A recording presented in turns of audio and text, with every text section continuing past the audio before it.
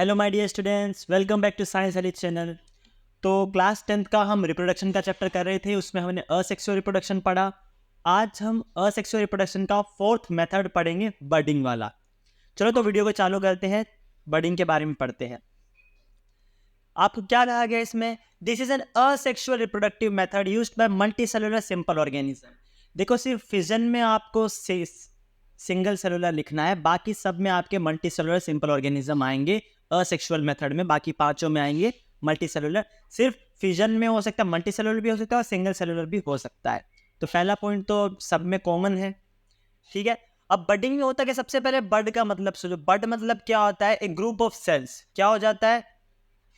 Group of sales इकट्ठा हो जाते हैं एक जगह पे, वहां पे बड फॉर्मेशन हो जाए, बड बन जाते हैं, ठीक है।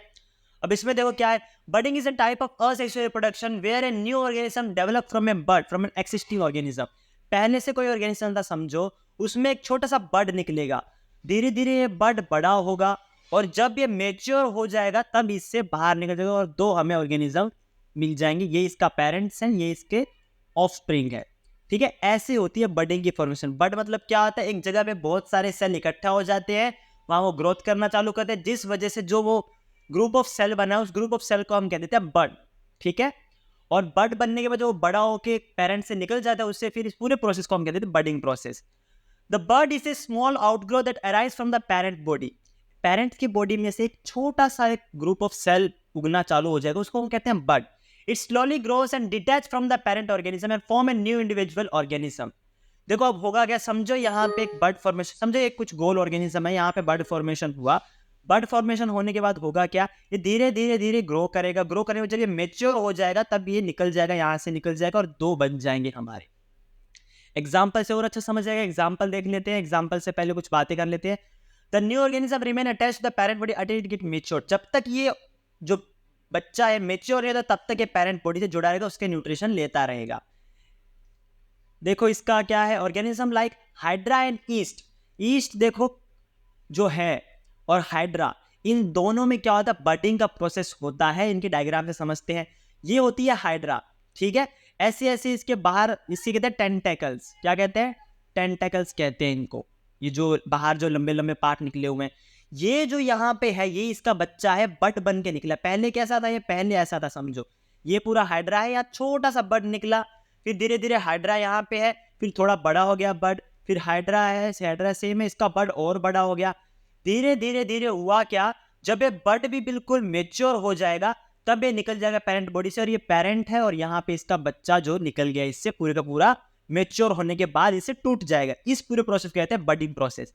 ये तो हमने देखा हाइड्रा के लिए। अब हम देखते हैं कि ईस्ट में क्या होता है। ईस्ट देखो ऐसे सेल्स होते हैं, देखो ईस्ट सेल है, देखो यहाँ पे धीरे धीरे यहाँ छोटा सा बड बनेगा, एक और इसका बड बनेगा। यहाँ पे होती है साइकिल्स ऑफ बड, बहुत सारे ग्रुप ऑफ होते हैं इसके अंदर। धीरे धीरे धीरे ये ग्रो हो जाएगी, ग्रो होने के बाद जब मेच्योर हो गए तो सारे के सारे टूट जाएंगे, ठीक है।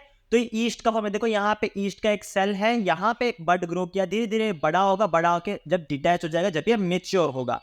तो ये पूरा प्रोसेस था हमारा बडिंग का। फिर से एक बार देखते हैं, बडिंग एक असेक्सुअल रिप्रोडक्टिव मेथड है। बडिंग में क्या होता है कि एक ऑर्गेनिज्म एक छोटा सा बड बनाता है। अब एक बड मैं आपको क्या कहूँ, देखो इसे फिर से समझते हैं कि यहाँ पे हाइड्रा है, यहाँ पे कोई भी पार्ट पे इसके जो स्टेम पार्ट है, इसमें कहीं पे भी बहुत सारे सेल उगना चालू हो जाएंगे। एक पर्टिकुलर पॉइंट पे सेल ज्यादा उगेंगे, उस पर्टिकुलर पॉइंट पे सेल ज्यादा उग गए तो वहां पे सेल की आउटग्रोथ होगी। आउटग्रोथ यानी बाहर निकलना चालू हो जाएंगे सेल। इस वजह से जो ये बाहर निकला हुआ पार्ट है इसे हम कहते हैं बड, ठीक है। अब ये बड धीरे धीरे धीरे सेल की इतनी ग्रोथ होगी कि पूरा न्यूट्रिशन इस ऑर्गेनिज्म का भी इसके पास जाएगा कि यहाँ पे एक अलग ऑर्गेनिज्म बनना चालू हो जाएगी जो कि इसका बच्चा है, यानी ऑफस्प्रिंग है, ठीक है। अब धीरे धीरे सारी ग्रोथ इसकी होगी। जैसे ही ये जो बड है ये भी एक बड़ा बन जाएगा, बड़ा ऑर्गेनिज्म बन जाएगा, यानी मेच्योर हो जाएगा। मेच्योर होने के बाद ये अपने पेरेंट को छोड़ देगा और अलग अपनी तरह रहेगा, और फिर ये भी बडिंग करेगा। समझो ये बड इसमें से निकल गया, फिर ये बडिंग करेगा, फिर उसका बड वो बडिंग करेगा। तो ऐसे प्रोसेस चलता है, इनकी रिप्रोडक्शन का ऐसे प्रोसेस चलता रहता है, ठीक है। कौन करता है? हाइड्रा और ईस्ट। ध्यान रखिए, हाइड्रा रीजनरेशन भी करता है और हाइड्रा बडिंग भी करता है।